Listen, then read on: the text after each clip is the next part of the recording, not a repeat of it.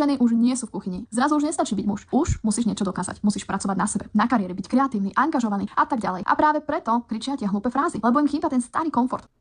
Starý komfort, hej? Klasický starý komfort. Bože, ja by som si tak želal žiť počas moru. Ten starý komfort. Ja by som si tak želal žiť v nevoľníctve. Bože, ten starý komfort. Ja by som si tak strašne želal žiť počas druhej svetovej vojny. Nič nebolo komfortnejšie ako spať v zákope, mať horúčku 40, jesť 4 mesiace suchý kreker a strieľať sa podľa toho, na ktorej si bol strane. Dajme tomu, že... Nechcem povedať, na ktorej by som bol strane.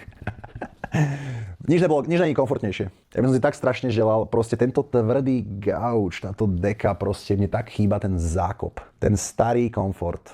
Ach jaj. Škoda, že už odišiel. Škoda, že tieto silné ženy ako Ruth nám to prestali žrať a tolerovať. A už sa nemôžeme skrývať v komforte.